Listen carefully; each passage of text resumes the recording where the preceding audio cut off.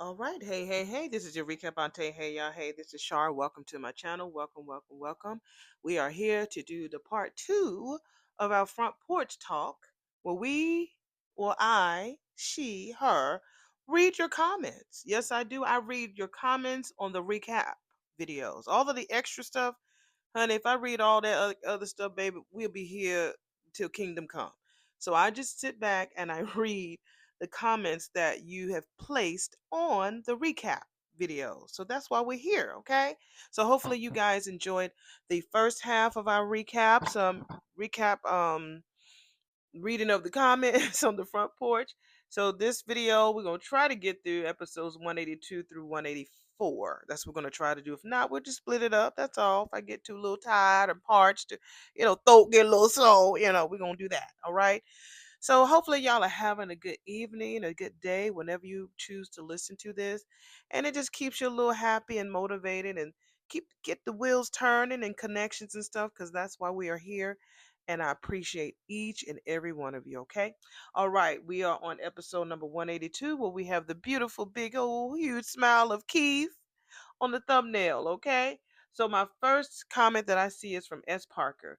S. Parker says, saw the great Stevie Wonder twice, both times in DC. First was the free concert for teachers, okay, and first responders, and then his songs in the Key of Life tour. Ooh, both fabulous with singing along and dancing in the house. I love that S. Parker.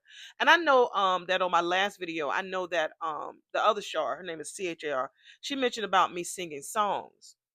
And I didn't take offense to it, but because I really appreciate her opinion. Okay. I do those songs because I have a vast amount of people who are in their 60s and up. And I was raised on a whole lot of good music, y'all, from Sam Cooke to y'all know how much I love New Edition. I'm just getting into Drew Hill to the Supremes to the Temptations to the Four Tops. It's just a vast amount. So I choose to throw the songs in there as a memory. And outside of the Beyond the Gate storyline, I like to hear your personal stories. I like to connect to people. I like to see if you went to concerts, if you know who sang this particular song, who sang it, when was it made. I like stuff like that because this channel is more than just me recapping and doing the voices. Oh, Bill, it's more than just that to me. I felt an evolution here on my channel, and y'all are family. Y'all are family, and y'all know y'all family. You know I'm y'all auntie and little sis and big sis, and y'all know that. So that was something that I didn't address in the last video because it kind of caught me by surprise. But I didn't let that overshadow me because sometimes a lot of us look at comments. It's just an honest comment. It's just a person's point of view. Honey, if you choose to skip me singing, go ahead and do it, honey. Because guess what? You said one thing for sure that your ass still watch. So that's all that matters. And my analytics is great. I have at least, I think they say you're supposed to have at least 5% or something like that for people to watch, honey. I have double that. So people are listening and watching my videos and they connect to the songs, they connect to the memories, they connect to, I can go on and on about outfits. It's so many things that I go on about on these videos because I need to sometimes you got to talk to people outside them damn gates. You know what I'm saying? So I appreciate your opinion. I really, really do. I really do appreciate your opinion, Shar. But honey, I'm gonna keep singing. Shit. I'm gonna keep cussing. I'm gonna keep saying, Nick, I'm gonna keep being me. Now I'm not gonna overdo it, okay? I know that, sometimes my videos could be a little long, okay? But at the same time, if there's a moment that the spirit moves me to connect with my peoples, I'm gonna connect with y'all. And even if you don't say anything, and you might not say, well, I don't know that song. Or you might say, honey, that because every song leads us to a memory, honey. Okay? If you sing Betcha by Golly Wow, honey, somebody was under somebody's sheets when they did that old shit. Between the sheets with damn Isley Brothers or Let Me Hold You Tight for Only for One Night, Luther Vandross. Every song has a connection. Like I just found out on the last video that Sir James was in The Wiz. I did not know that you were an actor, that you at least did a play. You said The Cowardly Lion. Had no idea. Now, if I had never sang the feelings that we have, I would have never known that that baby was an actor. If you don't know Shar, you probably know I'm an actress. So the fact that I found out that this baby acted is dope to me. And then with the resident gentleman, James said he was in a show and got darted. The shoe fell off and he had a holy sock on. So it's outside of the gates that I'm trying to find connection with my people. And if God moves me to sing, honey, God bless you. If you don't want to hear my singing, yeah, keep watching. Just listen. You don't have to listen to it. But there's a whole lot of people who do. And it helps to connect with the memory. And I always found out there is a moment where you have a lot of elderly people who are in nursing homes.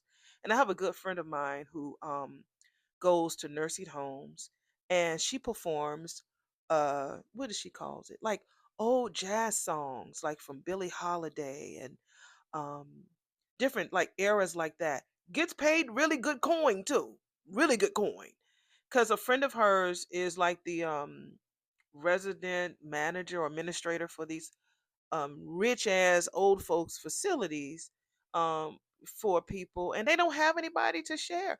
Now, if they might not remember your name, but if you sitting them people down in them damn rooms or in the meeting area on the where a piano is there and you have a beautiful lady there singing a song, they connect to them songs, baby. And that's how I find my connection. I have to find connection with my people outside the gates as well as in within the gates, okay? So I appreciate your opinion, but I had to address that. And I know the rest of the recap, they rascals, they don't give a fuck. We just sitting on the porch. Remember, they're entertaining us. So while they're entertaining us, yeah, we're gonna sing something or we're gonna say something or we're gonna remember something. That's why we're here. That's why I made this platform the way that I did to make it like family. Again, my mom and dad died, girl. I don't have that. I have, yeah, sisters and stuff, but I have created a family here. And it's for me to continue to have that connection outside the gates, okay? So I appreciate you, girl. I really do. I appreciate you saying that, but I had to address it. And it's not to start anything. This is not to, not say anything because I had to say something because I did see that somebody gave a thumbs up on it. And, that's fine. Shit, I thumbs it up too. But I don't think that me losing subscribers had anything to do with my singing, darling. I think that YouTube unsubscribed a few people and they didn't know it because I had a couple people who told me that that happened to them. So I don't think it had anything to do with my singing because I think I'm a damn good singer, baby. I won an award being Ma Rainey and Ma Rainey's Black Bottom. Yes, ma'am. So, and y'all really ain't heard me sing. So I just do that to kid to bring back a memory. But I'm a pretty damn good singer. I can promise you that. But at the same time, thank you. Your views do matter to me. And I hope that I do touch something because I do appreciate your view. But I had to take some time to really address that because I think sometimes we as subscribers we do because I don't I'm really mindful of people when I go to their channel about the things that I say to people because all we know is that one area of their life. We don't know what they are going through when that camera turns off. And so I'm very mindful and very careful about the things that I say. And so I'm not gonna be going off because I see some people be going off on people. I'm like, don't do that. You can say the same thing in a nice way. You know what I'm saying? So but so I wanted to address this because I wanted you to know that I saw your comment. I did address it in the last one, but I wanted to take some time more to really let it settle in my soul and reevaluate. Am I doing too much? And if I am, good, because that's who I am. Don't nobody like ordinary over here. We like the extraordinary, and that's what I am. I'm extraordinary. So, but I still wanted to address it and let you know that I do love you and I appreciate your opinion. And keep watching and feel free again to fast forward through the songs if they don't connect with you. But I'm sure, honey, on one night when you playing Luther Vandross and that man is or who women or whatever you mess with and when you was a teenager, there's a song that you connect with, honey. And if you listen to this part, I want you to tell me what song that was. You got pregnant on it, you had your first kiss, or something happened that made you remember it or made you smile. And that's what I'm here to do, baby. I'm here to make everybody smile, have a good time, and forget what the fuck is going on in this world. Because there's a lot of other bullshit that's going on in this world that I hope that I can help you forget about at least for 1 hour a day. Okay? So hopefully this is not taken harshly or harm, I'm saying this with love, but this is my truth, my opinion. This is how I feel. Okay. So I appreciate you. All right. All right. Let's go ahead and continue on recapping and reading the comments from the episode 182 with Keith's big ass smile on the thumbnail. So we got yeah, S. Parker. I already read about her. Girl, I bet y'all had a good time at Mr. Wonder's concert, baby.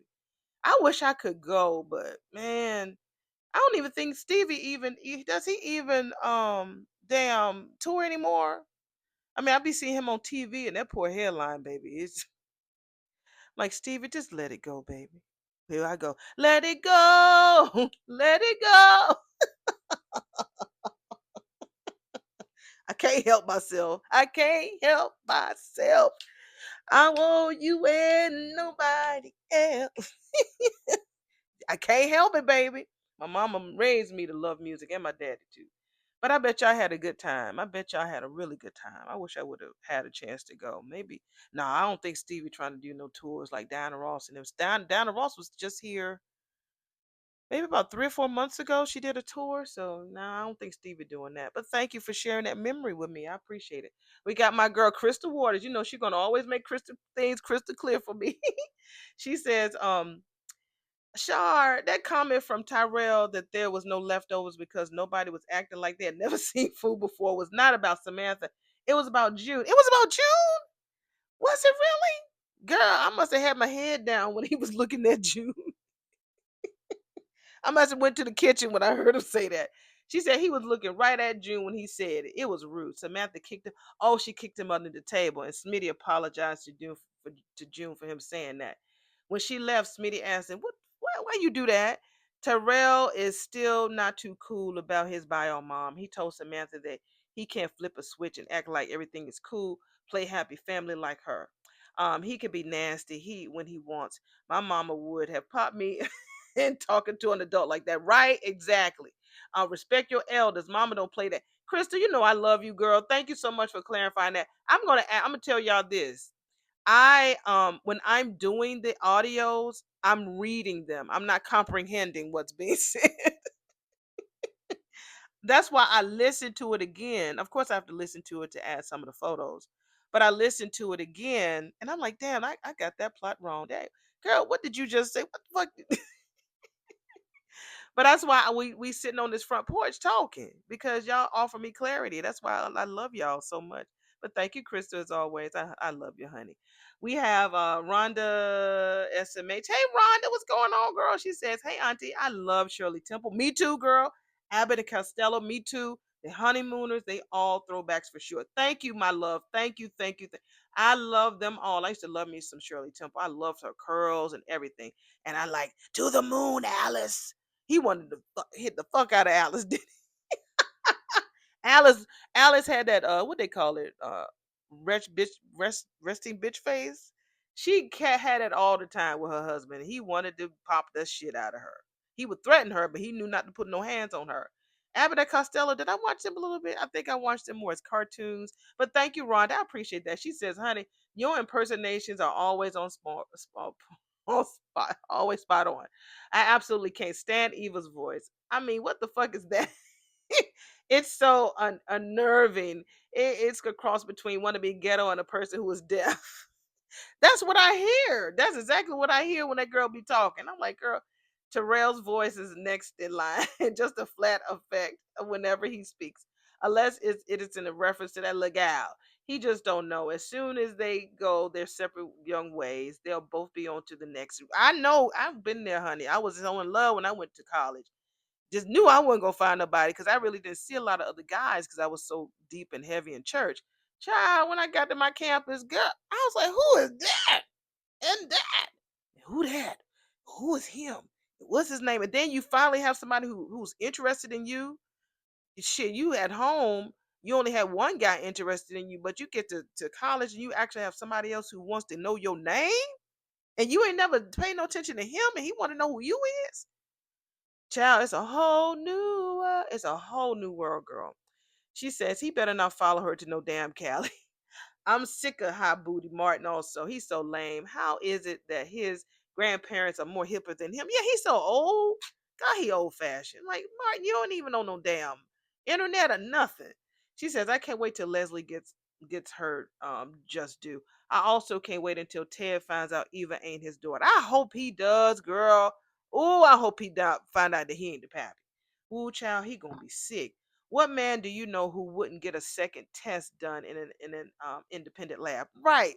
Because Leslie, you don't know what she could have spit in that shit and put her DNA in it. Shit. And it could have came out.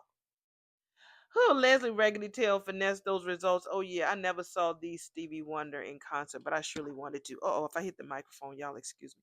Yeah, I wish I would have, honey. I wish I would have seen the Wonder himself, baby, perform. So thank you so much, Rhonda. You're such a joy. That's so sweet. Thank you for that wonderful compliment about those voices. Because Eva's voice, honey, they'd be like, girl.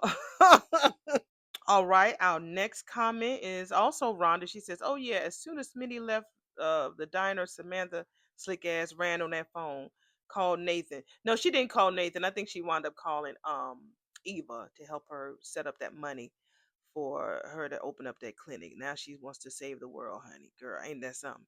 But thank you as always. We got Miss Pearly call. Hey, Miss Pearly. She says a simp. Okay, thank you.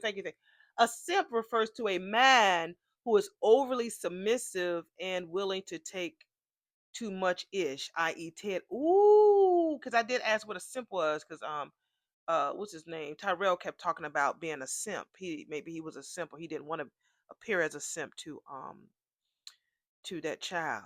Okay, and James was like, now Pearly, Ted, a simp? I will submit that Ted is not a simp, dear rascal, but a man in love who simply cannot. A man who is emotionally, psychologically, and physically unable to surrender the lady of his life. Wasn't it Ted who told his princess to get off of her pedestal? Yeah, that is very unsimp like behavior, Pearly. That is true. Tis true, my love. Tis true, James. Thank you as always. We have thank you for Miss Pearly for sharing that. Now we got my girl Peace Angel. She says regarding healthcare taxes, she goes on and explains about the healthcare tax situation. She says countries with universal healthcare may have higher taxes, but they are not necessarily or exclusively because of healthcare. The commitment of higher taxes allows for more and or better services than the USA provides, intended for the greater good, which is not how and why the public policy is formulated in the US.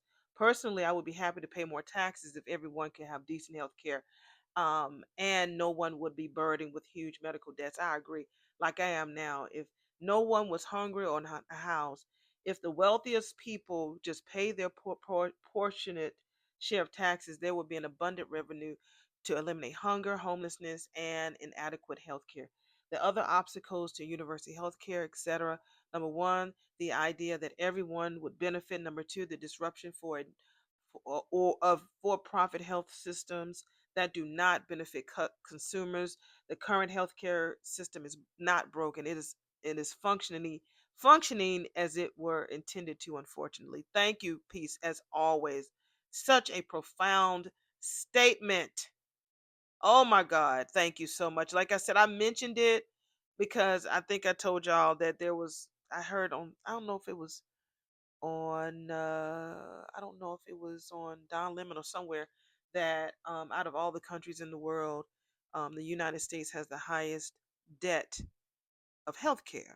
Everybody else has zero debt. We do. And I mentioned that, and my boyfriend had mentioned about because they pay taxes, so it kind of tilts out. But I mean, like I said, I didn't want to start anything, but I thank you for clarifying that piece as always. And we have James. He says, "Thank you, Peace, for sharing this magnificent opinion. The greed of the wealthy few contributes greatly to the grinding down of those who are overburdened by the responsibility of using what little they have managed to eke from the system for their sustenance to support this very same system, which treat those who slip through the cracks as something less than human. When our leaders are throwing lavish themed parties and fabulous venues for the purposes of helping those with fortunes increase their fortunes, while parents are in anguish because they're not always able to feed their children or provide their health care, and we're seeing an increase in the number of people sleeping outdoors, sleeping out of doors. There is something very terribly wrong. That is true. Like today, my boyfriend and I were out having dinner. I mean lunch, and early lunch. Today is Saturday, so it's early Saturday afternoon, and I have you see unhoused people at bus stops, tents. I mean, every other bus stop that we saw today, there were like piles of how unhoused people, how they are at the bus stop. It's sad. It's so sad. And the first thing that they want to do is like throw these people in jail. So again, I'm not here to really make this into any type of political stuff, but it's just to chime on to what everybody else is talking about. So it's just sad what I see in this world, and I'm always hoping and praying that something better will happen. Just like there's a yin, there's a yang. That's like there's a up, there's a down. So I'm hoping that we can get on the other side of this, and all of us are still here and greater than we were before this crazy bullshit started. So yeah. All right, we have Miss Jasmine Williams. She says, I still don't trust Isaiah with the top knot man bun tendrils. Eva does not deserve to be hurt again, and no matter what the catop cataphiles might think. Is that what they call themselves? The cataphiles? The cataphiles? Okay. All right. That's an interesting name. Um I think that Isaiah is not as bad as I know Haley wants him to be. I trust that he's trying to do something good. You know I've been talking about Isaiah's ass since I heard about him. And I'm happy that him and Eva have really good chemistry. You know we don't see a lot of solid black attraction and love on this show. So I'm going to see how it grows and glows. I hope that it grows and glows well. We got James. He responded to Jasmine says, I like that groovy thing Isaiah and Eva are working on. Me too. It's like they're the eccentric bohemian flower power couple of the show. Right. Once Kat forgives Eva and they become true sisters, I can see a more friendly struggle developing between the two. Kat trying to convince Eva to dress more like her, while slowly discovering Eva is getting Kat to dress down more to resemble Eva. I can also envision both Kat and Eva getting into a precarious position as they try to extricate Martin from Joey's control, causing both Tomas and Isaiah incredible stress as a result. Okay, I mean, you better break that down, big bro. Jasmine says to James, let me see if I can do this. Jasmine says, honey, I can get with that boho thing, a refreshing reprieve from the snobbery, but remember, Isaiah is on the rebound. Yeah, I forgot about Yolanda. Yolanda could show up at any time to burt any burgeoning love bubbles, to bust any burgeoning love bubbles. I think there is going to be a medical crisis that will force Eva and Kat together. I believe that as well. Kat might need a kidney. A sibling is the best possible match. Just think if a kitty cat with a hood rat's organ. James responded, says, instead of meow, it'll be a me pow. Jasmine said, pow pow. Me pow pow. Oh, that is so funny. So James comes back and says, if it were me visiting his magnificent Joey in his inner chambers for an audience, I would want to know where the booty bumping zone of that poker table was located before I had a seat. Rascal's just saying, ouch. It pained my eardrums to hear the words. I've always respected you in spite of the vastly different ways we conduct ourselves coming out of Vernon's mouth. Right, exactly. That concept is incongruous as the Pope saying he always respected a murderous pirate. And then Vernon kindly asked the gangster to steer clear of Martin's campaign. This sequence makes me feel as if someone has kicked me in the implement. Joey acquiesced to Vernon's kind request, and it seemed as if the most powerful black man in Fairmont Crest had used soft power to make the gangster back off. It looked like a win until Joey told Vernon that he is just as dirty as he says as he says Joey is. The showrunner loves herself some Joey. In the battle of control of that Fairmont Crest, Joey is always going to win. I hate that. I really do hate that. I mean, hopefully we can get some balance there. And and Marjorie Nelson. Hey, Marjorie Nelson. She was like, "Mommy, yeah, mommy, yeah, mommy," and I'm thinking that probably said that. James was like, "What man?" Unless you talk about Leslie, Leslie always talking about that damn uh Ted is her man. We got Blaze Network 1990 says he says it don't make no sense for the writers to put Shanice with that old man.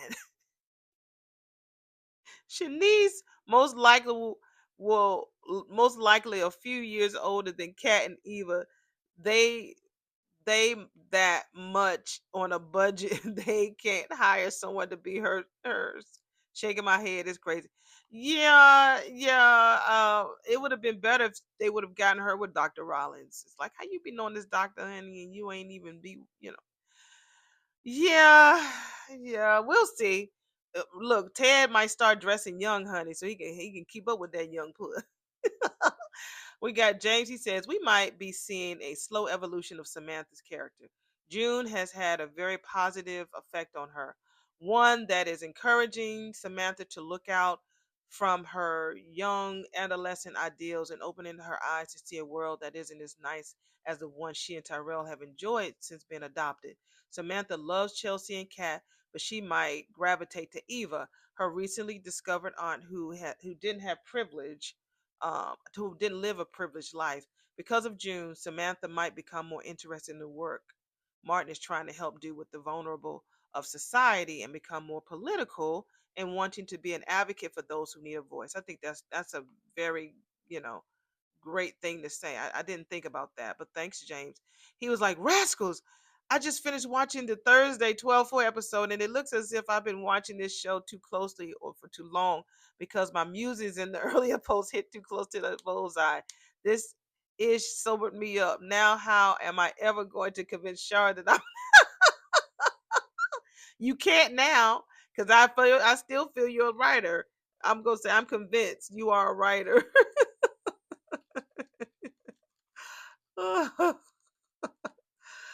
Oh gosh. Oh Lord. James is so funny. We have Mr. Michael Parms. Hey Michael, hopefully you're well, my love. He says, as far as Shanice dating Ted, Nicole will say she's okay with it, but deep down she'll be jealous as hell. I think you're right. I think you're right, Michael. I really feel like you're right. James says he liked Leave It to Beaver. I did too. I liked what's his name? What was the big brother named Will? What's his name, Will or Tommy? I can't remember, but I like the oldest brother. And yes, like so many males who were born and raised in the USA, most of us, whoever saw her, had at least one pure or impure or lustful thought about June Cleaver. Really? That whole 1950s housewife thing, the pearls and the dress and the A-line silhouette. I know it's sometimes difficult for ladies to understand a man's appetite, but there it is. Really? I mean, June Cleaver was, I will say this, she was sultry.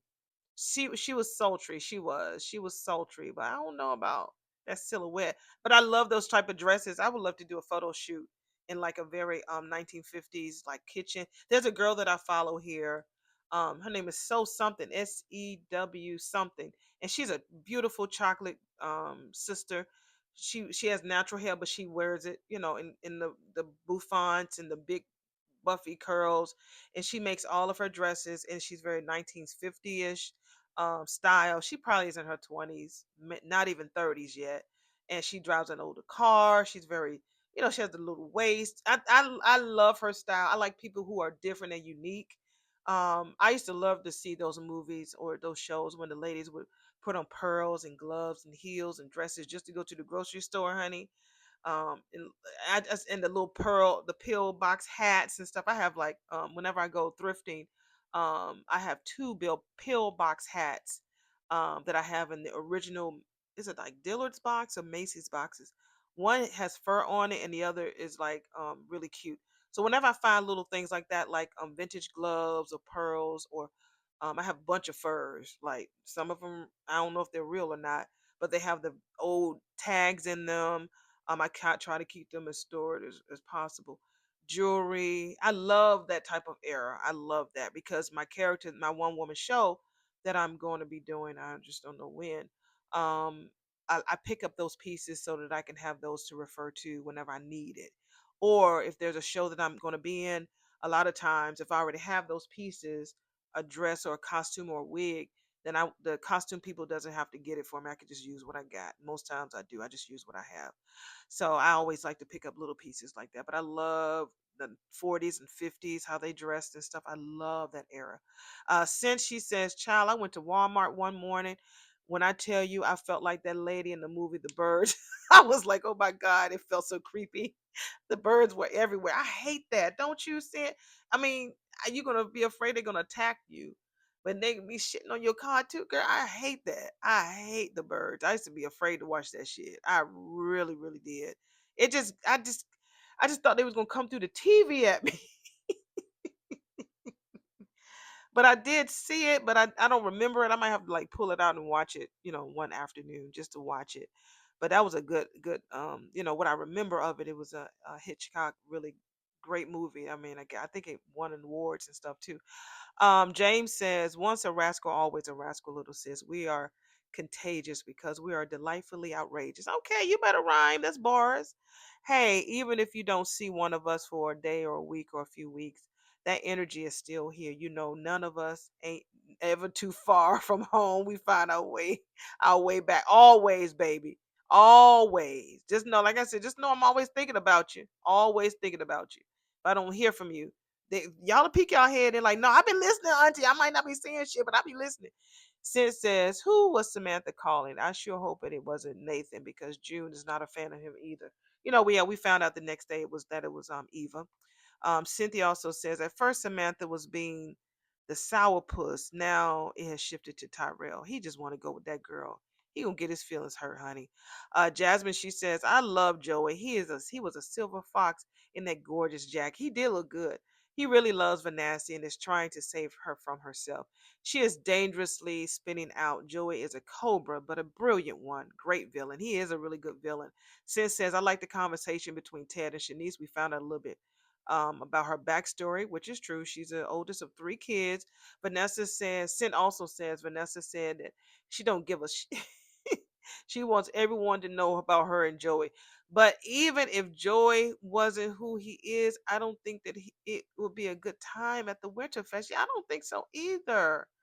She's not thinking. She just want everybody to just I don't know. I don't know what's going on with. She's grieving and just trying to get past it because she's underneath somebody else, but it's not helping her at all. James says Dr. Doug deserves the dignity or being allowed to RIP after having lived through such humiliation and unalive so brutally and respectfully by the monster who stole his money, stole his wife, and finally, when he was tired of tormenting him, swatted him like a fly. But if June is going to have a recurrence of her heart trouble, I could get with a new doctor portraying Dr. Doug as long as he's not as 2 shades lighter or darker or 2 feet taller than Jason Graham is. The new Dr. Doug should look enough like old Dr. Doug to make it believable. If Dr. Doug was a mysterious doctor who helped June for free because he'd know who she was in a low income medical clinic, I could get with that action. Okay, that sounds good. Cause Ted look like he's taking honey. He ain't gonna be into June. He's definitely after he got caught in that elevator with Shanice, Ernestine, honey. He ain't paying no attention to June. James says the goddess is intelligent, strong, and pragmatic. Ted's betrayal and Leslie's persistent taunts and attacks knocked on her knocked her backward for a while. But Nicole has regained her poise. She has. When she said goodbye to Ted and Orphe Jeans, it was a goodbye and a farewell to thee. Seeing Ted and Shanice together might cause an ache because she still loves him, but she'll accept it. I don't think Nicole will have very long to dwell on Shed. um, she's going to have her hands full dealing with Carlton pursuing her, and what I predict will be a potentially romantic attraction between herself with Martin's potential political opponent, the Greg Vaughn character. I'm just putting it out there, Rascals. You did it again, James. You, instead of, we thought that Greg was a political opponent, he was a doctor, but she is going to have an attraction to him. We'll see that on Monday. We got Carolyn McWilson. Hey, Miss Carolyn, she says, now what if Eva feels the way that Kat felt about her dad with someone other than Leslie? And maybe the thing will open Eva's eyes to what Kat felt is a reach. Because technically, he and Leslie is not a couple. That is so true, Miss Carolyn. We got Shay, babe, 1991. She says, oh my God, Vanessa works on my last nerves, y'all. She need to go sit down. And she needs to go sit on her good friend Nicole's couch and talk. But she just said in one breath, where you go, I reach over you. And this morning, then I say, I think about Dougie and reach over on the other side. And all I feel is sheets. Girl, please. Nicole didn't have no problem dating or seeing Carlton for a good minute smooching, and all had him around the family before she called it off. So Ted can talk to her if he wants fair game, even though I want Ted and Nicole back together, but that can come later. Thank you, Shay, as always, my love. Thank you. We have James. He says, Little Sis has absolutely captured the essence of Anita, Vernon, Jacob, and Leslie. But her Eva is perfection. Little Sis Haley's Bill is on spot on. But again, that Eva presents the entire character. Her unique voice and enunciation of speech and her exquisite bohemian beauty, it's all there. Little Sis gives us the complete Eva. BTG has a hit home run with Eva and Isaiah. Please don't let them mess this up. I agree. I agree. Jasmine says those voices make the show, and I love how Auntie integrates pithy snippets in between. Hey, Auntie, love the picture. They make the voices even more fun, as some of us watch while sipping and talking and giggling. Thank you, Jasmine. That gives me more better clarity. I appreciate you clearing that up for me. I appreciate you, boo. We got Miss Carolyn McWilson. She says it seems like something is wrong with June. She could be sad, and here we go again. Samantha just has to not learn her lesson. I believe Smitty and Martin will blame June for Samantha meeting up with Nathan, and this will send Martin off the deep end with Samantha, and Tyrell will definitely not be going anywhere other than Banneker, and the campaign will be messed up because of Samantha. This will force Martin to quit the campaign. Ooh, you better write the script, Miss Carolyn. You better write the script, honey. We have Kelly underscore S. She was like, not it gives you Beauty and the Beast, girl. Girl, it did. That whole Joey and Vanessa thing. He doesn't, I feel like he doesn't feel like he deserves the love that she gives him. That's why he wants to keep her to himself. He doesn't want to share her, obviously, but I feel like he feels like that he's already tainted and he doesn't want to taint her more in the public, so that's what I feel. But yeah, girl, Beauty and the Beast. James says some BTG viewers are adamant that Danny Andre love things should not be touched or torn asunder. But in my opinion, Eva and Isaiah is a relationship that should be nurtured. Slow their roll a little bit. Let them simmer and slowly saute. Let their passion be a tango before it goes in fuego. They are the perfect match on this show. And after Bill and Danny, Isaiah and Eva will be a power couple number two. I agree. I agree with you 1000%. I really do. Miss Welder, she says, I know I haven't said much lately, but I listen every day, sometimes twice. But all my attention been on my aunts these days, on having a little bit more hard of time. But you and the Rascals definitely make my day and help me keep on keeping on here. But I'm here. Oh, I'm sorry to hear that about your auntie. I think you said that before, Miss Welder. All right, and James responded and it says, Hey, Miss Welder, thanks for letting us know about your concerns for your aunt. I have been there. I've done that. Your fellow rascals will get those prayers up for you. You're one of us. She's definitely is. We know you're here. Your rascals are here for you. You know where you live. You always can come home at any time. Cynthia said, praying for you and your family, Miss Wilder. We got you. And I said, oh honey, you know that we are definitely here if you need to talk. You know that you can always email me. You know you got my email address. So you can always email me, okay? And you and your family are definitely in my thoughts and in my prayers, okay? We have Miss Kelly underscore S. She says, I can't figure Tyrell out. Um, James says, neither can the writers, too, apparently. Carolyn says, I hope Tyrell will get on point where he will at least talk to June because his character is up and down with June. Yeah, it is. It doesn't even seem right. It's like, I get it. Maybe because he experienced more of June and more of a memory than Samantha does. And women, we're definitely more forgiving than when it comes to men. We are more forgiving. Peace Angels says, just a feeling. Seems like they are foreshadowing a medical condition for June. I feel like if so, perhaps it will open Tyrell up for her more. I feel like that too, Peace. I really do.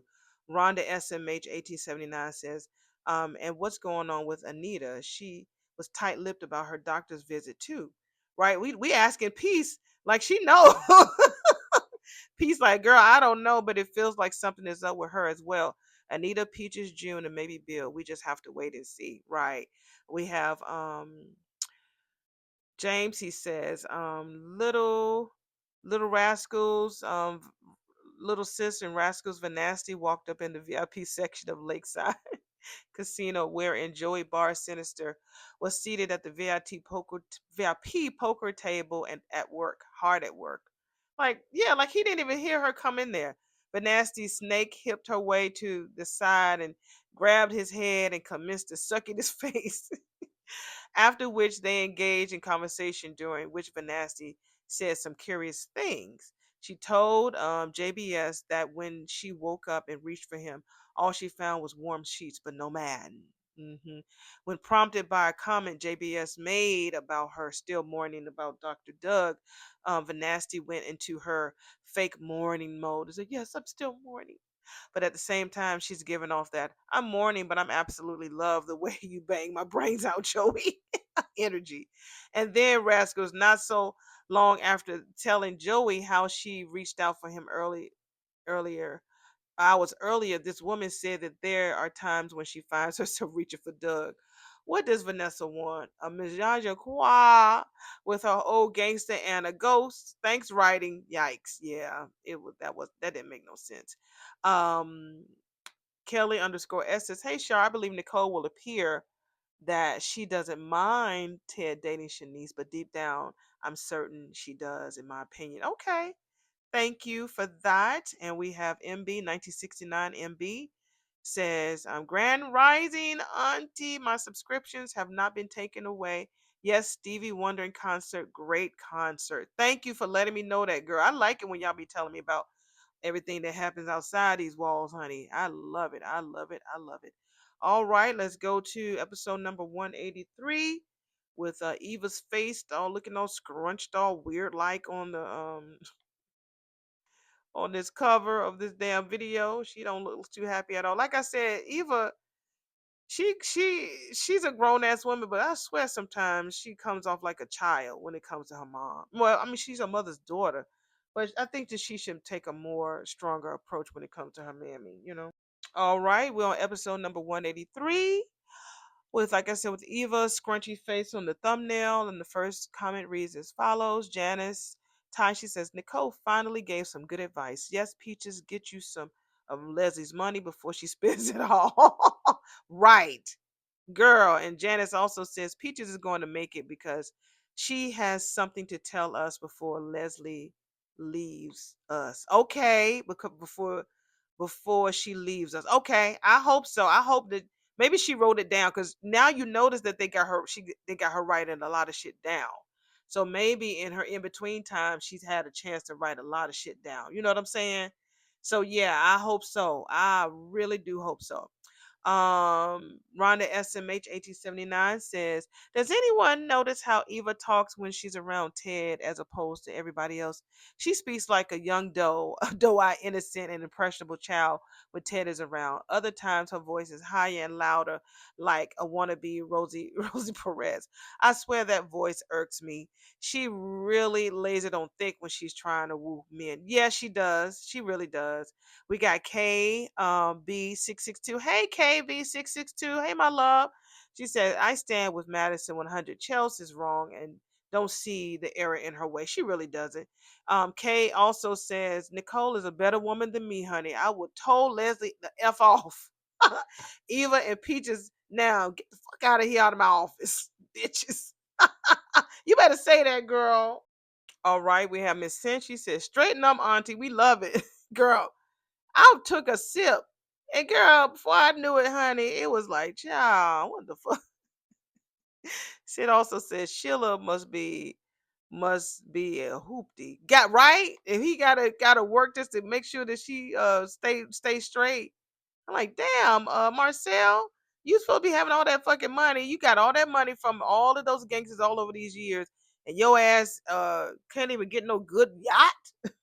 Shit. James, like, damn, said you probably right. Marcel would likely have a better chance of getting to the Bahamas using a paddle boat or on damn Royal Caribbean cruise, baby. And getting his fan out there and do that boots on the ground. Sin also says Leslie is going to march right over there to Nicole's office for Peaches, and she did. Cynthia also says, I don't think Peaches will make it to Christmas either. Right, I just don't think she will. Um, Sid says, honey, you got to see your oh, you said, honey, you got to see your two boos today. Yeah, I sure did, girl. You know how I be acting on the damn video. Uh, Sid also says, I love the way June looked up and down and cut her eyes at Cat. Yeah, I wanted to get that on. I had to get that on screen. I had to. She says, Cynthia says, Auntie, add to your intro to tell everyone to hype up your video. Also, I did. I took your advice because while I was recording this particular episode, I went on and did it, or the next one of them, and I took your advice. So thank you for that. Like I said, I won't be trying to ask y'all. I know some people be thinking like, oh, damn, you keep asking us to like, subscribe. I'm like, damn, but I have to do it because some people only when they hear it they tend to respond better than if they don't hear it. If you don't tell them, they ain't gonna do it. So I did it, but thank you for letting me know that and reminding me that it's okay to ask. Let's see. We have James. He says, rascals, am I the only one who hears how closely little sis is Eva is sounding like little sis Nicole? That cinches it. Eva is Nicole's lost baby.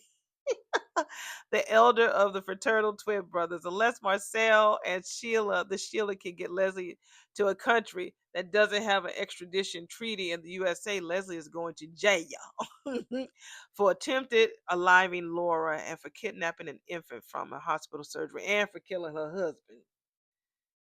Because I feel like she did something to Alan's ass. Uh, MB 1969 MB says, "Ooh, we James, I love this show." James says, "I'm happy you love the show, sis. I can't say that I love it. I'm addicted to the show, but I'm always going to be here for little sis and us rascals. Thank you." Uh, Miss Welder, she says, "See, this is why I listen to you, girl. You make me laugh at the end of a long ass day." All right, we have MB 1969. MB says, "Happy weekend, Auntie Shar and Rascals. Great recap as always. Thank you, my love." James says, "Oh yeah, all right. Spread it all over the world, honey. Happy Feelings Friday, Rascals." Thank you, James. We have Cynthia. She says, same to you too, MB."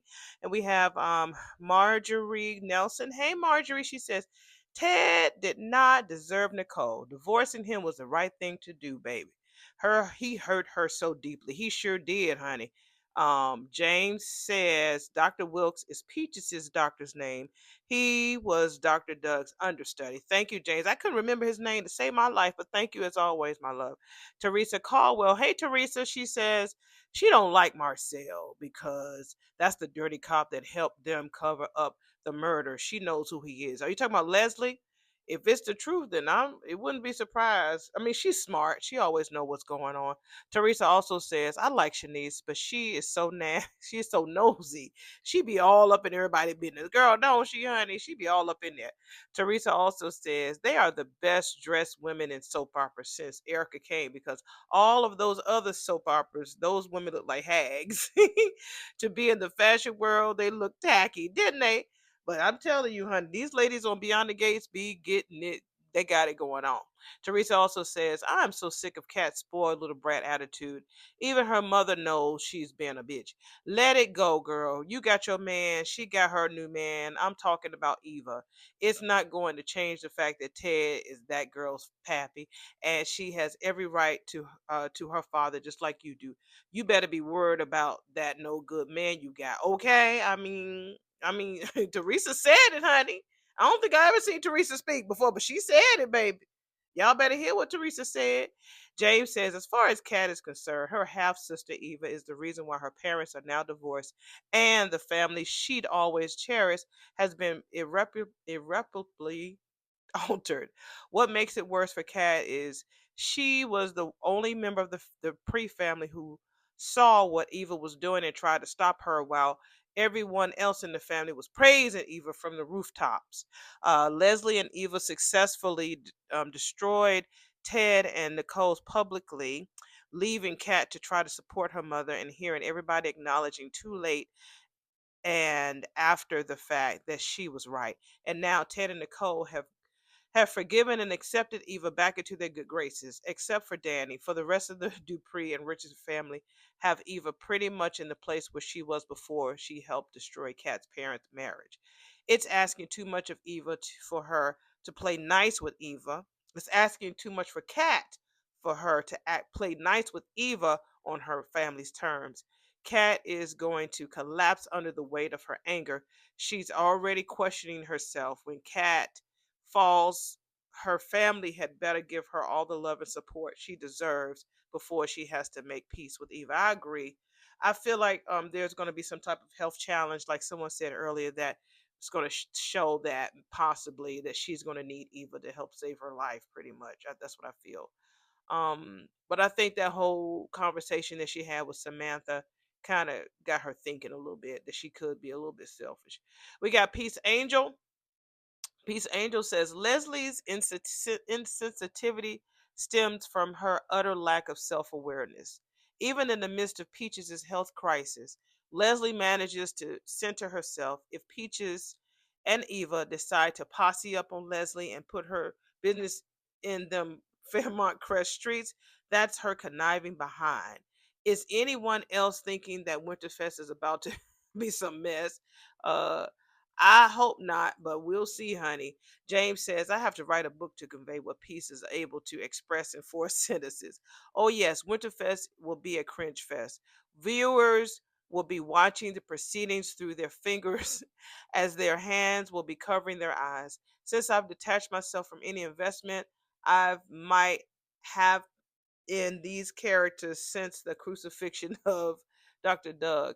I'll be watching what happens with an inebriated impunity, and I wouldn't care if Double D Mosquito takes her toothpick leg and gives Bill a good swift kick while he's down on the floor. It's his big mouth that got Dr. Doug dead. And yeah, that is so true.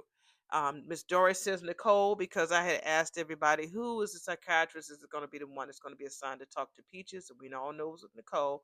Miss Jamie Gibbons says hello everybody, and James always teasing Jamie because Jamie don't really say much but hello. James says hello pudding pops. Probably not as tasty as Jello pudding pops. Where is Bill Cosby when you need him? You'll miss James. Crystal says, stop starting stuff, Shar. Melba is a perfectly normal name. I ain't saying Melba wasn't no normal name, girl. I just said he could have used Ethylene. He could have used Ernestine. They could have used damn Perline. They could have used Aunt uh Suzanine. You know, they could have used a lot of names, girl.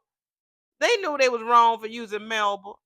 We got Shay Babe. Shay Babe. Hey, Shay Babe. She says, I feel you on Chelsea. She falls in love way too fast. Don't she? She's overstepped. She overstepped with Madison mom, and I wanted to see who the dang doctor was. Nicole caught her tongue when she turned around. Right. I mean, I put it on my wall. You can look at the video that I just posted that who they said the doctor was. Crystal Waters, honey. Crystal be in me. She said, Shaw, you know you watching the soap, right? Of course, Kat will go to them. She sees her arch nemesis talking to her niece and she hears Eva say birth control.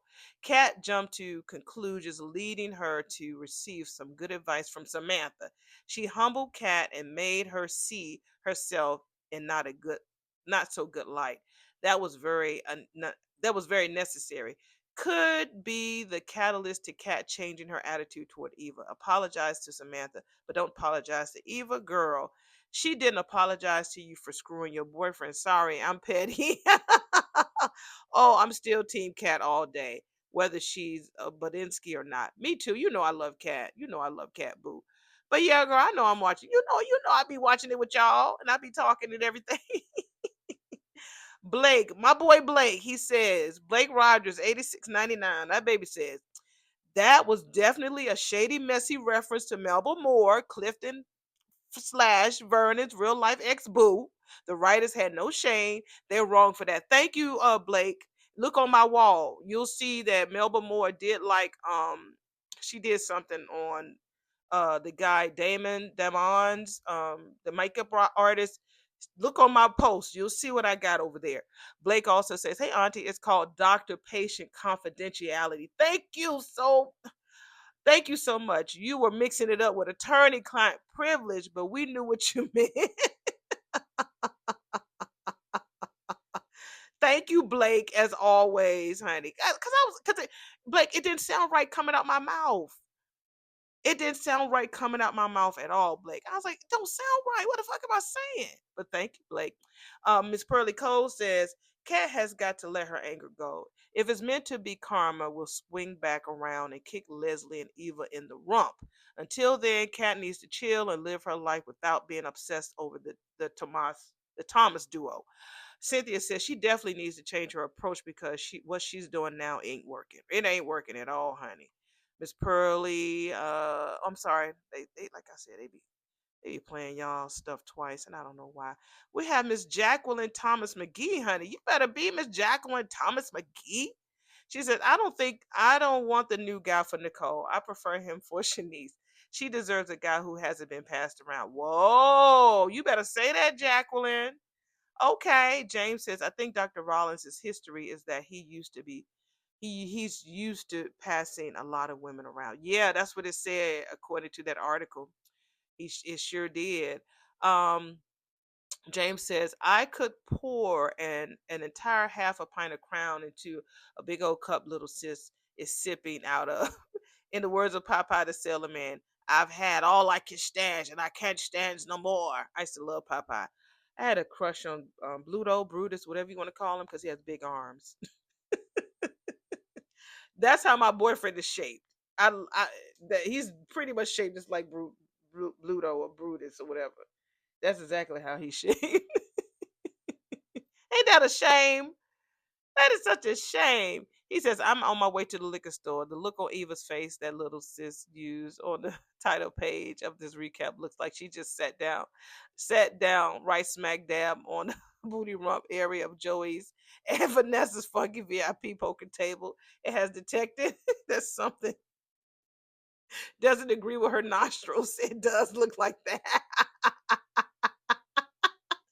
James, that does look like that, honey. Okay, James says, well, I've just watched Calvin's interaction with the very fine sister in Queen Sugar clip. All I can say is for Nicole, it looks like it's going to be a hot time in Fairmont Crest tonight. It is. He was really great in Queen Sugar. He really was. And he had the darkest sister on the damn show. And it was a great chemistry. It was really great. He knows how to really woo a sister. Kelly underscore S, she says, Dr. Rollins is the guy from Sugar, I believe. Yep, that is him, honey. That is him, boo. James says, I heard he was acting opposite black women. I never seen this movie show. I don't know. I'm going to look for a clip and check out his chops. And that's what he already did. I just hope Vaughn isn't going to bring any swagnificent joy energy to Dr. Kyle Rollins' character. No, he ain't. He ain't going to do it. Peace Angel said, yep, he played Calvin, honey, a cop who was in love with Nova borderline, honey, unapologetically black woman, just being picky. I hated that buck ugly haircut he had on Queen Sugar. Yeah, I didn't like that. That's why I didn't really recognize him because he looked so different and he was thicker on Queen Sugar, I feel like. We got Miss Carolyn McWilson. She says HIPAA. Yeah, I think that HIPAA had a lot to do with something that I had talked about. I can't remember, honey. But thank you, Miss Carolyn. Miss Pearly Cole says, I wonder if Greg Vaughn is going to be the blind date Shanice hooks up with Nicole. Yep, if you look at my last video, yep, he was. She says Nicole will counsel Peaches. Miss Pearly Cole also says, I think the study will help Peaches, and once she's well, she's going to sing like a canary and tell all Leslie's business. That'll be wonderful, honey. I want her to die and write a farewell letter. That's what I want her to do. James says the sign of this happening has already appeared. Peaches has seen how Leslie mistreats Nicole. She doesn't like it and is critical of Leslie's attack on Nicole when they spoken about it. Yesterday, Peaches was quick to agree with Nicole that Leslie is a problem and was very receptive to Nicole's encouragement to stick to the trials. Meanwhile, Eva has always held a great affection and respect for Nicole, and the feeling Nicole had for Eva before she helped Leslie destroy her marriage to Ted are resurfacing as she truly forgiven Eva. At the same time, Eva had flashbacks of how Leslie cruelly threw her out on the street with nowhere to go, but to Ted, who took her in, soothed her, and has eventually accepted her as his daughter. Peaches and Eva are being set up to turn on Leslie sooner than later. I hope you're right, baby. I hope you're right, James. Miss Carolyn McWilson says, I'm glad Kat ditched Chelsea. She didn't have her back when Eva came to her house. Ooh, on one. Okay. Okay, that's a mouthful. Thank you for that, Miss Carolyn. She also says Nicole judges rather harshly and is very hard on herself at times. She really is. I mean, she says she's not ready to move on with Carlton, but Carlton, you see how he stood her up. Now he's gonna. That's what I meant to say earlier. Now he's gonna come back, and Nicole gonna be hooked up with Dr. Rollins, who's a womanizer. But you divorce your husband on the one who only fucked around on you with one woman. Dr. Rollins has a reputation of passing around many women. So I'm wondering how the fuck she gonna deal with that. How is she gonna deal with that? Okay. They made it clear to let us know that ever since his wife died, his ass has been fucking around. Okay, so let's see how she gonna deal with that. Carolyn McWilson also says, see, Shanice was out looking out for Shanice because she is feeling Ted in the elevator. You think that's why she introduced her to another man? Possibly. She possibly did introduce Nicole to another man because she was like, I got him, you got him. James says, Shakespeare said, the course of true love never did run smooth. Once Shanice tells Ted that it was she who hooked up Nicole, and Dr. Rollins, it will cause a crater and a mountain as obstacles along their path to true love. Ted probably is going to want to choke the shit out of Shanice. Damn, James. Damn. Oh, Miss Carolyn McWilson, she says, if Peaches' time is up, she is not leaving without dropping those bombs about Leslie, or maybe that medical trial will spare Peaches after she done wrecked stuff like a Hurricane Katrina. Peaches, because she is going to tell it. She definitely going to tell it, baby. James says, let's hope that Eva can convince Leslie to spring for Samantha's free clinic because she realizes she hasn't any more money in her bank account. Oh, I hope that is the truth, honey. Miss Pearlie said right, and so we have Miss Kelly S. She says Nicole, because I asked y'all who was going to be the psychiatrist to talk to Peaches. She gave the name, baby. We got we have James says, I still have the feeling that Eva and Kat are Nicole's fraternal twin daughters and that Eva is the elder. born about 6 minutes before Cat. While Nicole was delivering Cat, Leslie and possibly Peaches somehow managed to sneak into the nursery and abduct Eva. Nicole's stressful pregnancy probably caused a difficult delivery, which left her so out of it that she didn't realize that she had given birth to twins. The Duprees have shown how dopey and inattentive they can be, and being so concerned with Nicole, didn't realize that Leslie had absconded with Kat's older twin sister. Wow. Okay. The underscore publisher says that's how it happened on Chippy on Family Business, by the way. Okay. Thank you, the publicist. He says, oh, hey, I never even heard of this before, but I do seem to recall one of you rascals saying that Trisha Mann Grant was on that show. Maybe Beyond the Gates is borrowing from somebody else's show for a change. They've used the General Hospital stuck elevator gimmick twice now. Yeah. Pearly Cole says, I hope this is how it works out. Definitely want Kat to remain a Richardson. And even if Eva is Nicole's daughter, that would be great. That would be absolutely amazing. Oh my God. They're gonna cry. Her honey, Eva's gonna cry, honey. Oh my God, that's gonna be one crying scene. Woo, Lord have mercy. Peace Angel says, I know it happened in real life, but it's so hard to fathom how someone could steal a newborn. But it's Leslie, so there's that. My surprise twins are born 2 months early, 6 months apart, 6 minutes apart during delivery because they required intensive care. At first, those folks were telling me I couldn't see them. I was imagining a stolen baby scenario. Enough hell was raised that I got my satisfaction. Fear my crest will be a hot, stinking mess if it's determined that Eva is Nicole's child. Wow. Go ahead, peace, girl. You better say that, honey. Wow. And this is what I mean when I say learning everybody outside these gates. This is what I mean. I want to connect with y'all, and I think I found it.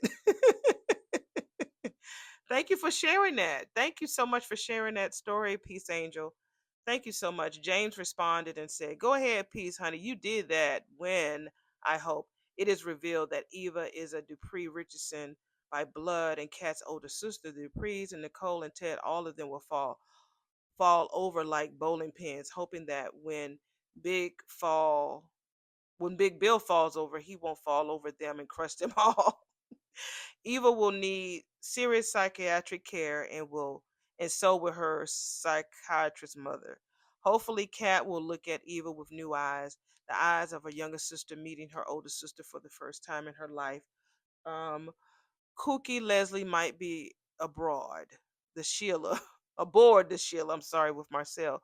Two cooks on their way to Cucamonga and parts further west. I hope you're right. I hope you're right, James. I really do hope you're right. Kelly underscore S. She says, not poor sick ass Peach.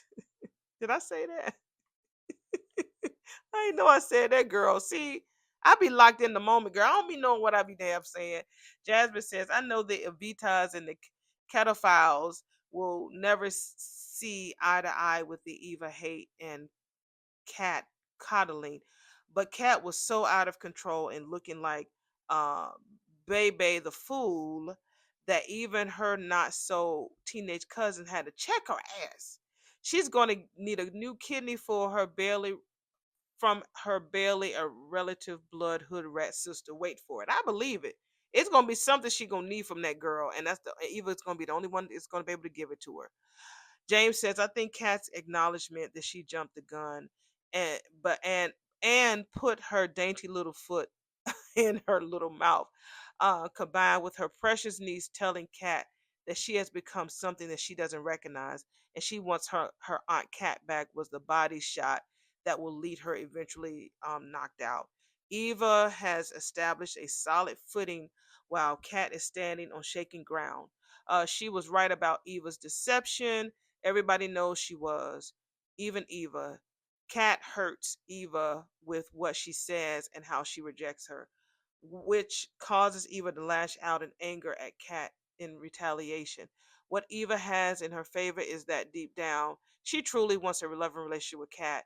Kat is running out of steam. Her anger is eating her alive now. Her family has forgiven Eva and is slowly accepting her.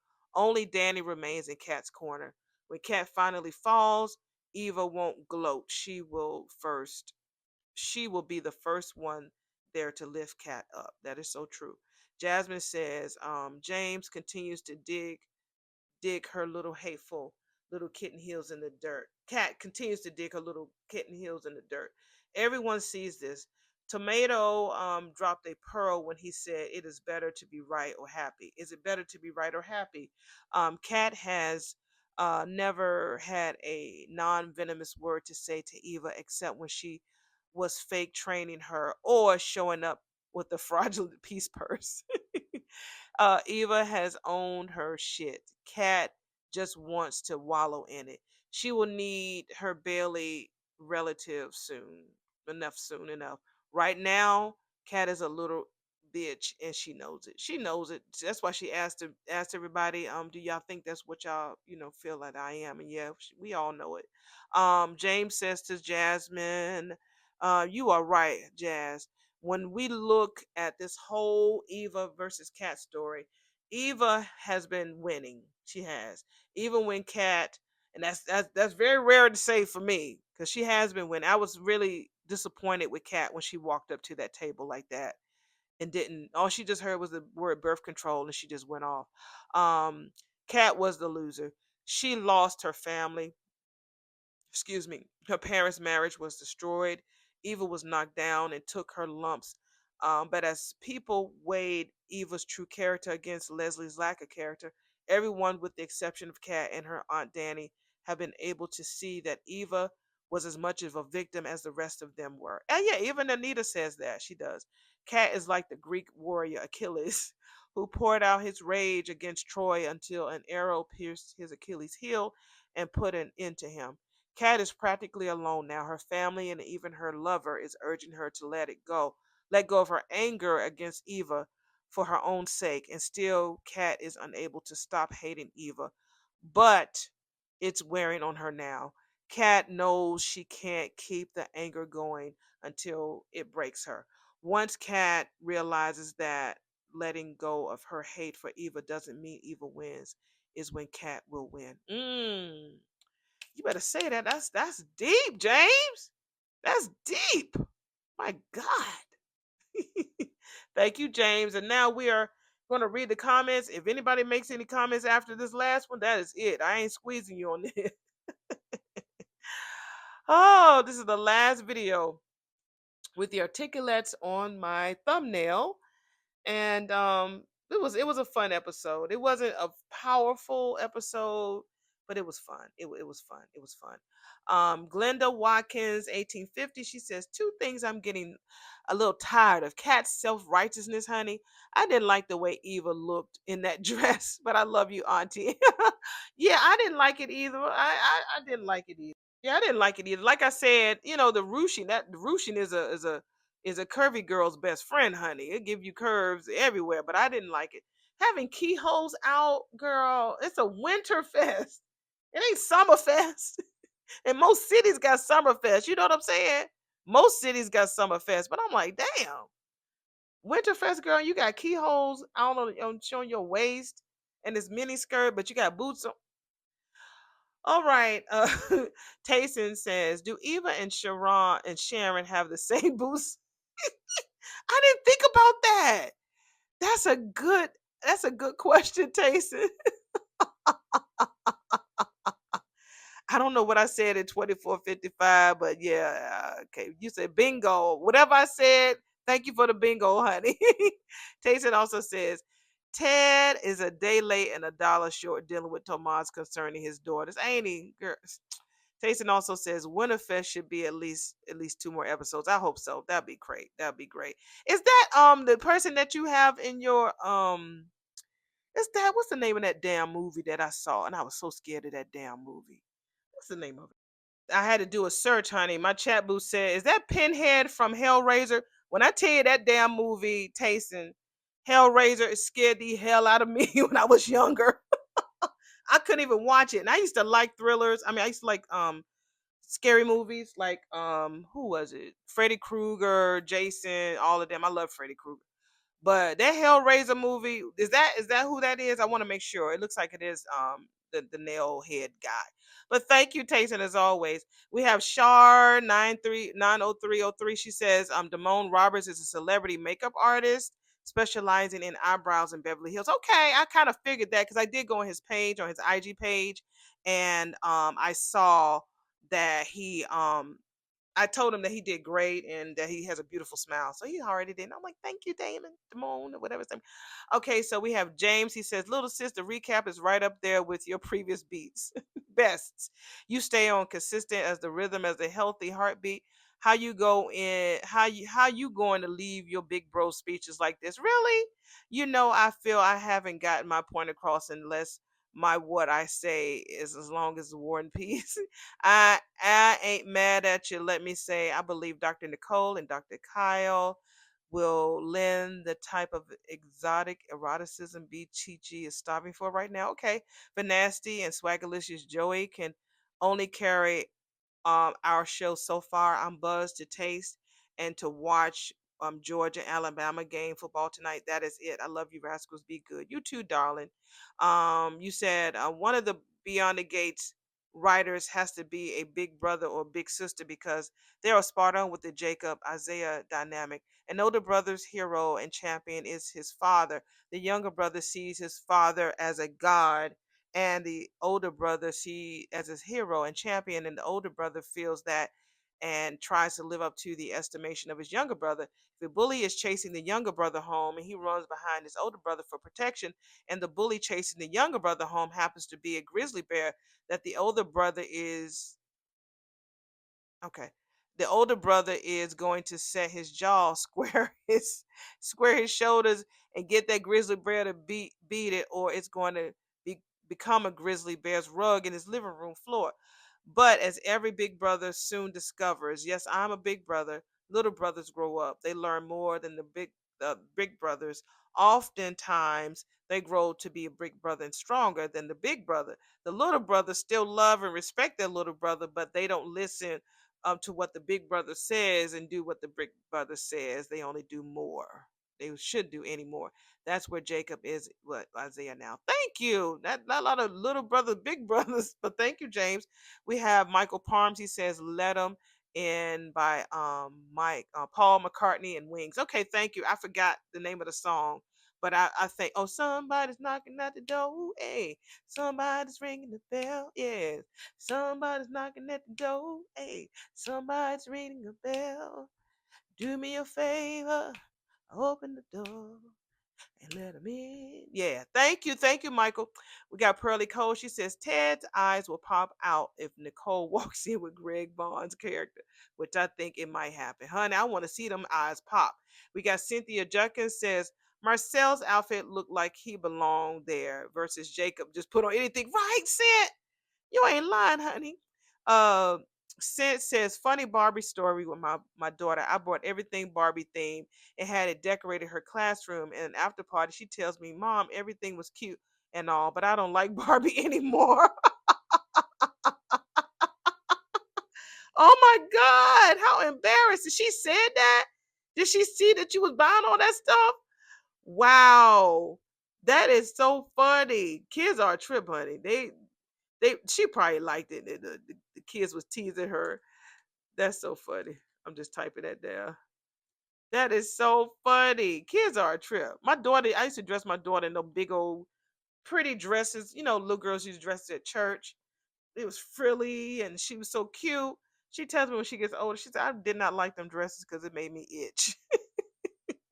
And I tell you, you have to fight to put my daughter a dress on. She does not like to wear dresses because she's so tall. She's like 5'9". I'm like, what? When did we get big? How do we get all these tall kids? I'm like 5'3", 5'4", and both my kids are taller than me. So I don't know how that happened, honey. I don't know how that even happened. So let me keep reading. I'm almost done. Um, yeah, okay. Uh, Cat's face says no moving in with Tomas, but what would her mouth say when she answers it? That's what Tomas was talking to Ted about. He says, he has an idea about something, but he wasn't too sure what Cat's idea would be. So that makes sense now. I don't know, girl. That's a good question because they might be very traditional. I don't know. Cynthia says, I have stepbrothers and sisters and I don't have any problems with them. It was my stepmother. I had a problem with after my dad passed away. Baby, those true colors come out. They really do. Unfortunately, yeah, personally, I know that feeling.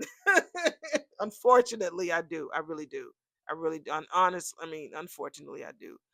Denise Miller, 8619. Hey, Denise, she says, my cell skin is Chiefs. It's dark bronzy like a new pillow. Oh, so you think he killed too? Ain't he killed? Oh, one of my damn mentors know him. I'm like, you need to go ahead and at least let me meet the actor in person now. Shit, don't be fucking around with me. You need to let me meet Marcel. We got Sin says, why is Kat not giving Thomas the same shade she's giving Eva? Because he disrespected her too. But then I guess since he said he loves her, it makes it okay. Yeah, that's what it is. James says, okay, Eva's got some sort of cape coat on. So that's how she's able to go out ice skating in that holy dress and not freeze. And you know I'm a cape girl, honey. I love me a good cape. Cynthia says Sharon and Tracy outfits fell out of place. To me, it wasn't festive. No, it wasn't. I really thought that damn Anita was gonna read them for not looking festive. Now Anita's dress, honey, was festive. I mean outfit was festive. I looked up that damn thing. That thing is $1,000. Shit. I was like, I ain't got it like that. James says, Rascals, I like that song a lot. But if someone told me someone's knocking at the door, somebody's ringing the bell, I say, yes, I hear the knocking at the door and the ringing of the bell. And I would be quite concerned about it, seeing as the speaker isn't getting up himself to open the door. And when asked, do me a favor, open the door, let him in, I reply and says, I don't know who's knocking on that door. Do you know who's knocking at the door? I ain't opening the door. Thank you, James. We got Tiffy F. She says, I can't lie. You do say a lot of things that come out in the script. Do I? If it wasn't recorded months ago, we would have looked at the writer sideways. Thank you, Tiffy. I appreciate you, girl. Thank you. Jasmine says, was that Carlton in the background of Naomi and badly dressed Jacob? I don't think so. He shouldn't have been there. He said he had to go, with his fam. His ass better not be at that damn party. Better not. All right, we have Jasmine. She says, what I hate about Kat is that Eva is her mortal hated enemy into the afterlife, but tomato gets a pass for everything. Yes, Eva was dead wrong for conspiring G with her mother to blow up the marriage of two people Eva came to like, and based on the lie that her father she never knew didn't want her. Eva is guilty for continuing to enable and cover for her criminal mammy. And yes, she broke the sister code by smashing Tomato, even though she did lead her to believe that he and Kat, excuse me if I dropped a box on the floor, he and Kat were over. Tomato carried on an emotional affair that turned physical. He told her personal business to the sister Kat despises. Still, he gets a pass, all because he dumped Eva in the country club. He declared his love for the brat. Kat remains angriest over the fact that she has to share her her petty perch. Grow up, girl. I agree. I definitely agree. I just hope that in due time she will get over it. Miss Pearly Cole responds and says, I'm hoping Kat will let it go because her anger is only hurting her and not Eva. I do believe Kat will be proven right, but until then she should just chill. That is so right, Miss Pearly. We have KB662. She says, baby, some of y'all are way too forgiving. Eva and her mammy came wreck Kat's life. Eva isn't remorseful to Kat because Kat clocked her T from the beginning. So I don't know what these writers say for Eva. I will never see her any other way. You better say that, KB. You better say that, girl. All right, we got James who responded to KB. He says, but KB, don't you remember even one of the many times Eva balked and bucked back at Leslie as she was manipulating Eva to help her bring her plan to humiliate Ted and Nicole publicly and destroy their marriage to fruition? Don't you remember how when Leslie had disguised herself as a server at Nicole's appreciation function, planning to bust out Ted on that occasion, only to have Eva speak to the supervisor of the servers who escorted Leslie's ass out. Eva got Leslie out of that place before she had a chance to hurt Ted and Nicole. It wasn't Eva and her mammy when Leslie finally succeeded in publicly exposing Ted and humiliating Nicole. Leslie knew Eva would try to stop her again, which is why she locked Eva in that broom closet.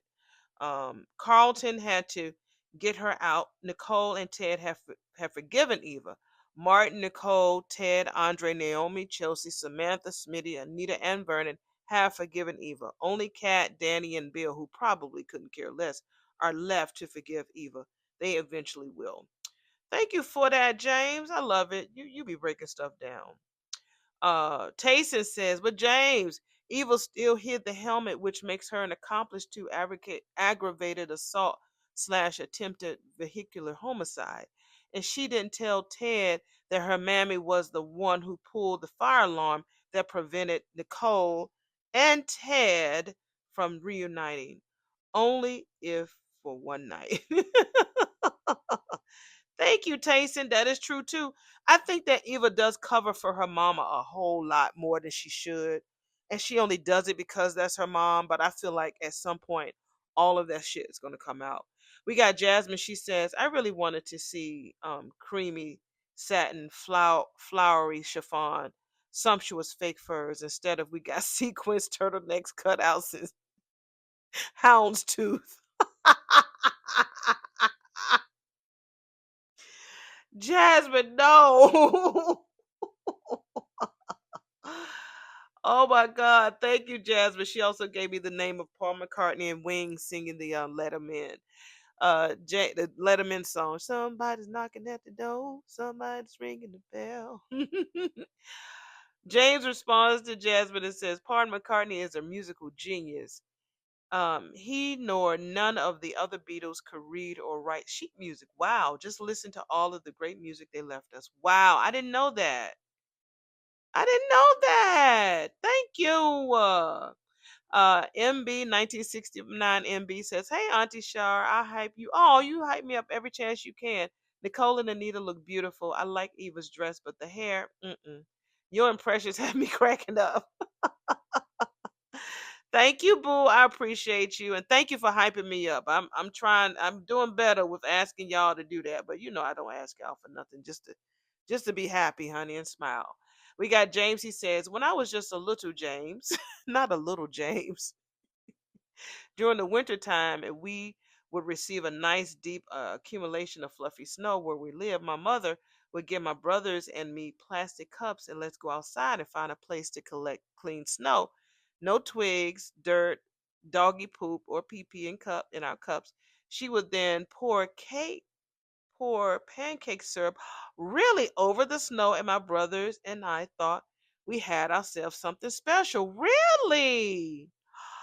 Wow, how cool.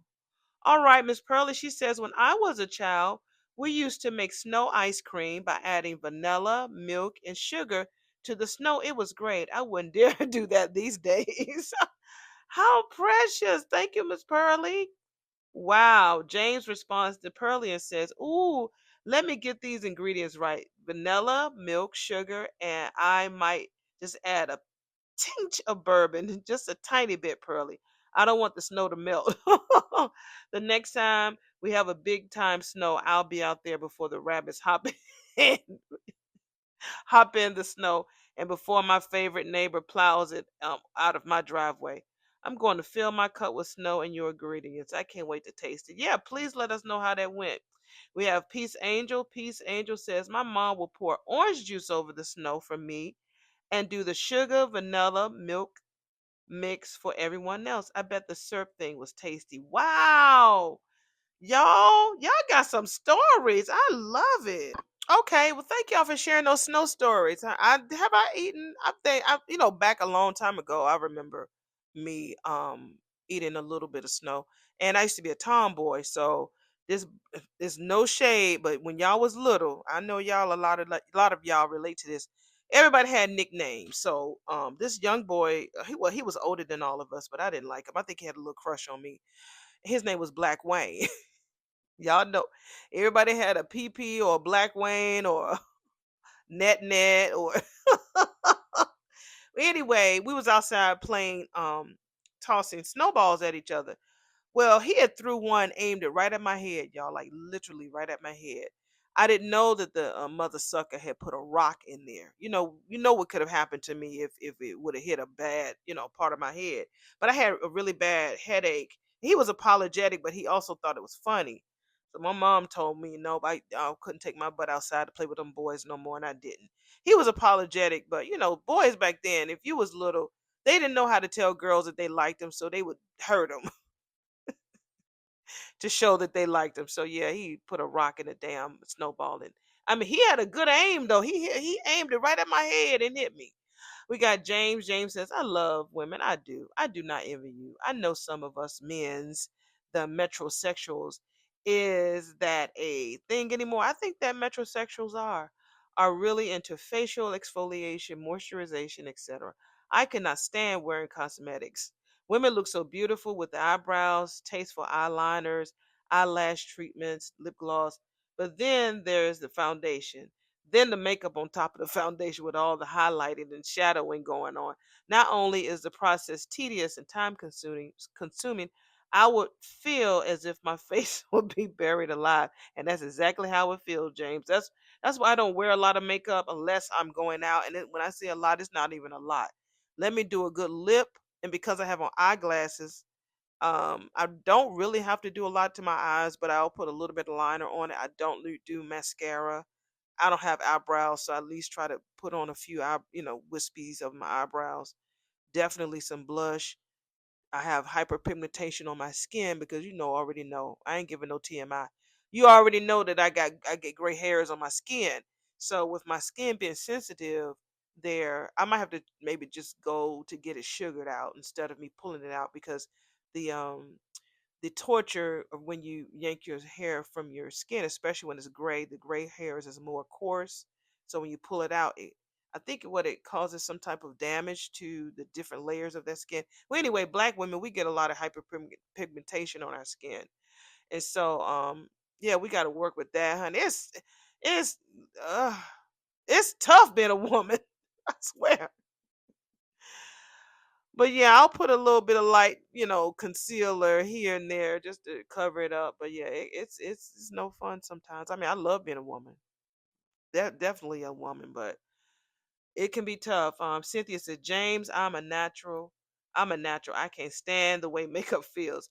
Um, I've only worn it 3 times in my life, and that was too much. But my middle sister, on the other hand, refuses to go out till this day with with the full face. So she don't go outside unless okay. I mean, I know with me where I'm from, where I am, if I'm going out, then I know me. I'm a brand. I'm literally I make sure that I look presentable when I go out. And I always get compliments when I go out because I know that people are looking at me because I'm a brand. I'm an actress. I'm either going there to support some friends or I'm there to adjudicate a show or they might not know who I am. The fact is that when you see me, you know exactly who I am. You do. You might not know my name, but you know me. You'll remember me. So that's what I do. But if I'm just going to the store like me and my boo did today, I had on a hat and a sweatsuit, and we was cool. So yeah. Um, let's see. James responds to and says, "A full face is what they call it. Is that a full face? Is what they call it? Sin? They already have a full face. Eyes, nose, and mouth constitutes a full face. Let me try to do. Let me try to do so much as to try to draw an eyebrow on my face, honey. My full face would say, "What the fuck?" It would grow legs and walk off the front of my forehead.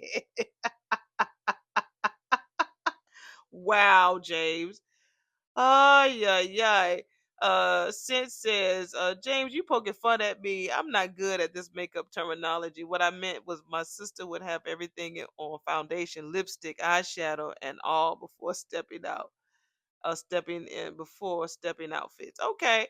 Uh, so James was like, "Oh, Sid, you're so sweet. I knew what you meant, sis. I mean, I figured he was playing with with you. At least I'm pretty sure I know what you meant. You know, I would never poke fun at you unless I wanted to poke fun at you. And if I ever did poke fun at you, you would know it would be all fun. My rascal sis." And she just laughed. So yeah, I think he figured out what you meant. But yeah, I mean, when we say full face, we mean full makeup. That's what we mean, full makeup, James. Jasmine Williams says, Cat was absolutely horrible. She was. No words.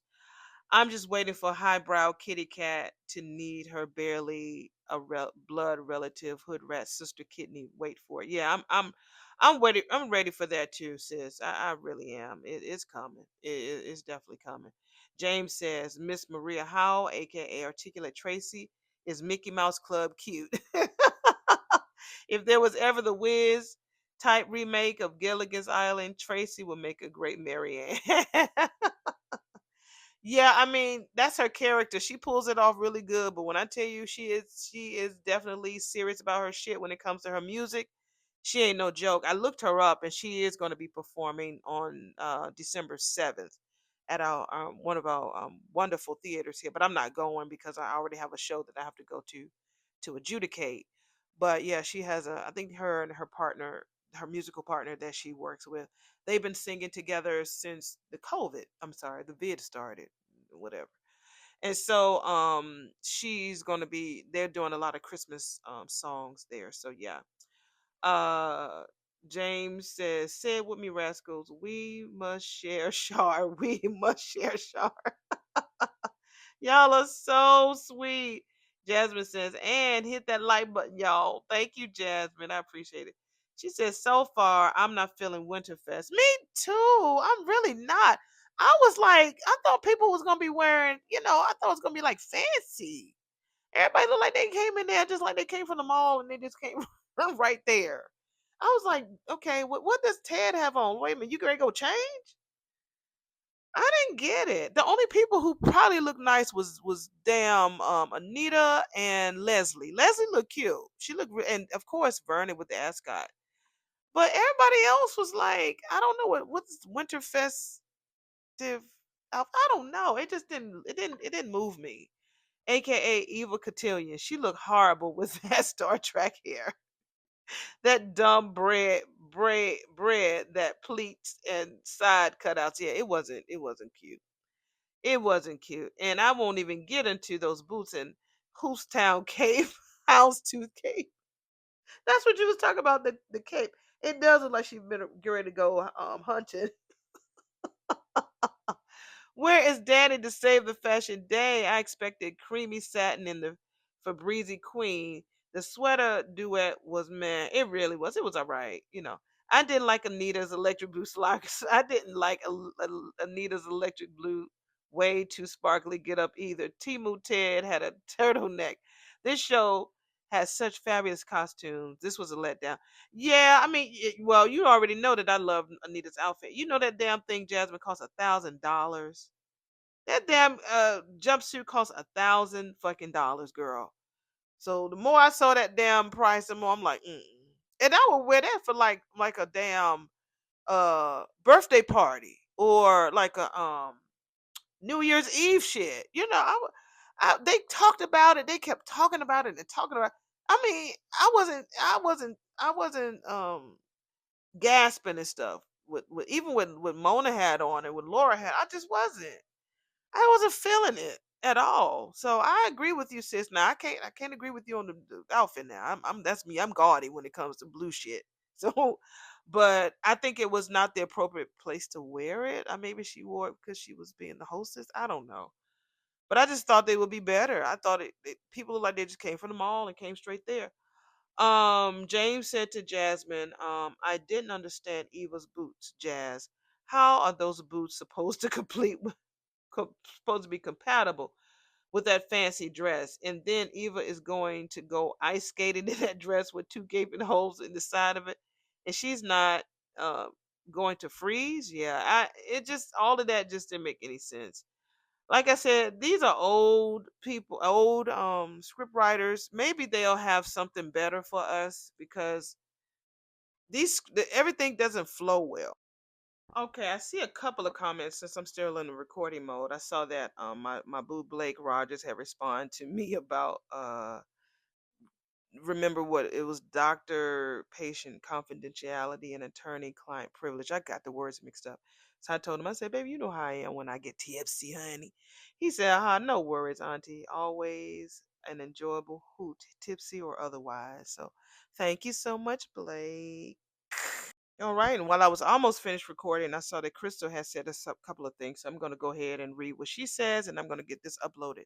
Crystal Waters 4426 says, Kat doesn't want to see her father fawning all over Eva. Like, she's an insecure 5-year old. Eva's grown and knows exactly what transpired between her parents. Even when her mother arrived in town to do dirt. Kat clocked Eva was what Eva was up to, and her parents dismissed her. Kat's hurt. Making matters worse, Eva screwed Kat's boyfriend. Yeah, Tomas is mostly at fault, but how about Eva not going there at all with her sister's boyfriend? Remember how jealous of Kat Eva was with her at her birthday party? She talked shit about her to Tomas right in front of Kat. I agree with Kat. If someone is at the Winterfest that don't want to be around, then just stay away. I don't think Kat was wrong. Thank you, Crystal. I mean, I agree. I just think that everybody's trying to make her push through or get over this or acceptance like what Nicole says, it's not forgiveness, it's acceptance. I think that she's accepted her, but she don't want to fuck with her, and that's okay. I just don't like the fact that they trying to push her to doing something that she's clearly not ready for. You guys have worked through your shit. This girl is just getting into the point of really connecting with her boyfriend, which we all agree Tomas is not good for her. So let her come around when it's time. Y'all, just because it took y'all 3 or 4 months to accept Eva, that doesn't mean it's going to be the same for her. So let her work on her own time. She'll be all right. That's what I don't like. And so Krista also says Marcel looked really good, but I did not like Eva's dress or her hair. Sharon's boots looked like they matched her jacket. Me like, okay, thank you, Crystal. Yeah, I thought those were her pants, and then when she panned out, they were like really cute boots. So yeah, those were really, really, really, really cute. All right, that is all of the recap comments for the day. I'm like closing shop right now. It's 10:38 p.m. my time. Let me go ahead and mesh all of these together and upload the video. Thank you guys for being you. I love y'all. I love the commentary. I love it whether you agree with me or not. I love the respect that we have for each other, and I love that we are here for each other, whether we're going through a sick auntie, a grandchild or a daughter winning a softball game, or cheering on our favorite football team, or taking a break because we have to travel for work, or being unsubscribed to the channel. You got to search me to find me. It's so much. Or helping someone, little old me, who lost a mother 2 years ago. You guys have made this journey um, more than I could even imagine. I would have never imagined a year ago because I had just started locking in on doing this type of commentary a year ago when I started with Beauty in Black. And I would have never thought that a year later I would be talking to you guys. So I appreciate you all. I really do. I really do care about your well being. I care about your hearts. My gift from God to you is to show you joy, to make you laugh, and to make you remember those good moments, okay? All right, let me go ahead and tonight I'm finna sip, baby. I'm gonna give me some popcorn. And I decided to sip after I turned this microphone on. So I ain't got to worry about slipping and sliding and saying the wrong words about nobody, okay? And I'm waiting for my boo to call me because I think his game will be ending in about another hour. He getting old, honey.